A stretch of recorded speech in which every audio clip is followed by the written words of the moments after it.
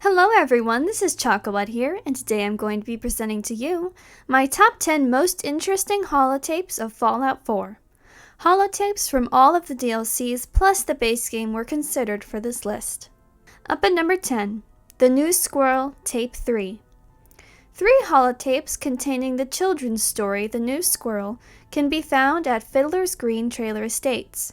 The story, narrated by Storytime Simon, tells the story of a squirrel who invites a red squirrel up to his tree against the wishes of his elders.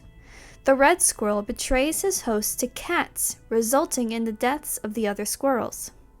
Storytime Simon here with the exciting conclusion to The New Squirrel.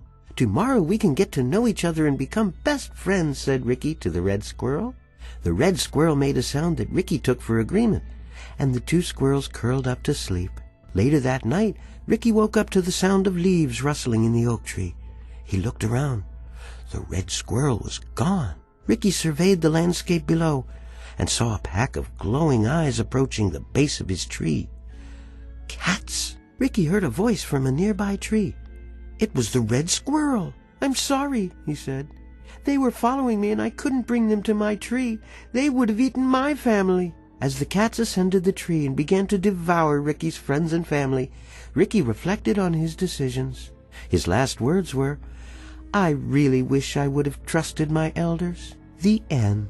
This frightening cautionary tale was used as propaganda for young children to discourage them from trusting Chinese immigrants during the war. 9. School Announcements, October 22nd.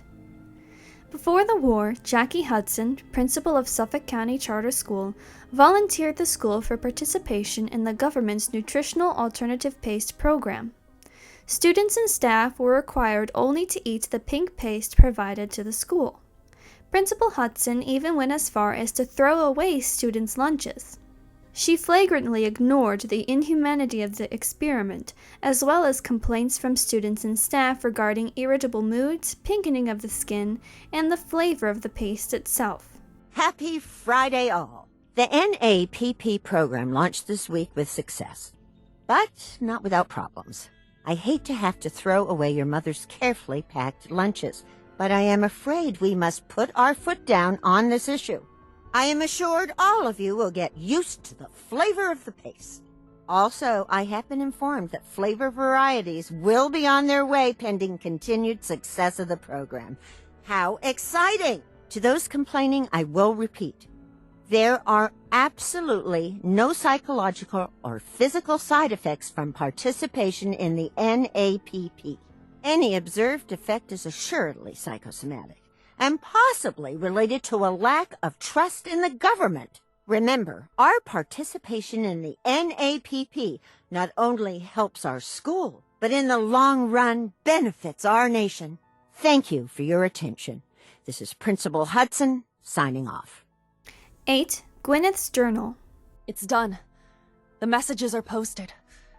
I know it could mean my life, but the children must know. I was paging through a pre-war tome when I saw it. The atom, a tiny speck of matter surrounded by endless depths. A vast emptiness that dwells within us all. It only reaffirmed what I'd felt all this time. The truth the confessor wanted no one to hear. The lie that is Atom. Once a devoted member of the Church of Adam, Sister Gwyneth became disillusioned from the faith after discovering what an atom scientifically was. She brought her concerns to Confessor Martin, and the two had a long discussion about the faith that left them both with unanswered questions. Later, while praying, Gwyneth leapt up and shouted that Adam was a lie. She was confronted by Grand Zealot Tectus, whom she attacked. She then quickly fled the church and left blasphemous messages at holy sites. She took to living in the ruined church in Far Harbor, hoping that her brothers and sisters would join her in starting a new life without Adam. 7. Sgt Lees Holotape. Sgt Lee and his group of gunners were hired by Wellingham in Diamond City to find and steal a nest full of Deathclaw eggs. However, they were hunted by the mother Deathclaw to the Museum of Witchcraft and all killed. Sgt Lee's corpse can be found within the museum, with a holotape that he made just before his death. A nest full of Deathclaw eggs. a dozen, maybe more, smashed to bits. Except this one. No wonder they wouldn't tell us what was in that case. If I'd known, I would have personally told the gunner bosses and that glorified liquor cabinet Wellingham to take those Diamond City caps and stuff them. I guess we know why that Deathclaw tracked us all the way from Lynn Woods now. We stole her damn kids. Christ. Maybe if we just return the eggs. Oh, hey, Mama. You looking for this? 6. Journal 91W. Dr. Darren Mcdermott was a scientist working at Safari Adventure in Nuka World before the war. After the bombs fell, he mutated into a ghoul and lived hundreds of years in total solitude. However, when scavengers began encroaching on his territory, Mcdermott became frightened and created a new creature in hopes that it would protect him. This creature, the Gator Claw, turned on him and cost him his life. He left many holotapes, and his last one was recorded shortly before his death. This is Dr. Darren Mcdermott, last known survivor at the Safari Adventure replication facility. This is my final recording. I've done something horrible. The thing I created, the thing I called the Gator Claw, they must be destroyed. They can't be tamed. They can't be controlled. Their sheer ferocity is like nothing I've ever seen. And now, the Nuka Gen replicator is out of control. It's producing them at an alarming rate. Please, somebody, anybody, find my passcode, or Dr. Hines. Shut down the replicator before it's too late. And if this recording should reach Dr. Hines, please tell him to forgive me. 5. Recording number 52. Look, Director, I'm gonna make the same recommendation I did last time. We did everything we could. 4 years dedicated to preserving this Commonwealth Provisional Government. You've seen the same reports I have. It's falling apart and fast. We need a plan for what happens when that fall is complete. I know some of the other divisions have suggested we just cut off all contact, hide underground and pretend nobody's home. That would, in my opinion, be a mistake. We can't just give up on these people, and with the Android program, we don't have to. We'll soon have the capabilities to deploy androids to the surface in great enough numbers to maintain order. Just think about it, all right? Keep it in mind moving forward. For 4 years, the Institute joined with settlements of the Commonwealth in their attempt to form a unified Commonwealth Provisional Government. According to Nick Valentine, during the last meeting, an Institute synth attended the conference and murdered the settlers. Since then, the Institute has gone completely silent, acting as the boogeyman of the Commonwealth. 4. Mayor's Goodbye. Before the war, the mayor of Boston was a controversial figure who caused much harm to the citizens of Boston. Using taxpayer money, he constructed a large and luxurious bomb shelter, complete with a minibar, a fireplace, a home theater, and a full-sized gym, all of which were the demands of his wife. In spending so much money, the mayor left many outside to suffer the nuclear apocalypse. After the bombs fell, a mob of survivors stormed the shelter. The mayor committed suicide in the bathtub, leaving a holotape behind for his wife, expressing his wish that she offer his body to the mob to pacify them. Unfortunately, Hi, sweetheart. I'm sorry it had to end this way. I tried to build a place where our children could live comfortably. You know, I'm a family man, and know our children come first. I'd do anything for them, even at the expense of taxpayers' money. The mob has broken through, and it's only a matter of time before they reach the lower level. As a last resort to protect our family, I give you... well, I give you myself. Take my body to the people. Tell them I died a coward. Maybe they will leave you in peace. I left the key to the safe with one of the attendants. I forget his name. Anyway, goodbye, my darling. I love you and the children so much. 3. General Braxton's visit. After learning about the U.S. military's LEAP-X program, a bioengineering experiment created to preserve the tissue of a subject to prolong their life indefinitely, John Caleb Bradburton, CEO of the Nuka-Cola Corporation, wanted in. He signed off on Project Cobalt, allowing the military to use his beverage years to develop chemical weapons to be used during the war. The deal was finalized by General Braxton's visit to Nuka World. Look, Bradburton, I didn't fly down from D.C. to get jerked around.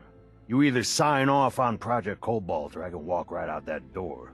This isn't like deciding what color bottle to pick for our next flavor, General. You're asking me to take my laboratories and my beverage years and basically turn them over to your team. I need assurances that my people and my facilities are going to be treated with the respect that they deserve. You and I both know that's a load of horse shit. Stop treating me like one of your soft drink competitors. I'm here representing the U.S. military. I already told you you'd be well compensated. Now cut the crap and tell me what you're really after. Fine. I want in on the military's LEAP-X program. What? How the hell did you know about that? Let's just say you're not the only one in this room that can throw his weight around in Washington, General. I've been following the program ever since its inception, and I have to say that I'm impressed. The ability to keep a human in a state of veritable immortality using a machine? Now that's something that I didn't expect from the military. Look, you want me to agree to this proposal, then get me on the LEAP-X list, and I'll sign whatever you want. I always knew you were a greedy son of a bitch, John. But the last thing I expected to hear is that you were afraid of death. If you know so much about LEAP-X, then you know it's in its infancy, and there are a lot of kinks to be worked out. It isn't as easy as throwing a switch and suddenly you can live forever. Stop trying to talk me out of it. We both know the enemy is developing chemical and biological weapons, and that my beveragiers are the top organic chemists in the world. Our countries are in a race where no one comes in second, General. So you need to ask yourself, can you really afford to stand here and say no? You had this all figured out before I even arrived, didn't you? Okay, fine.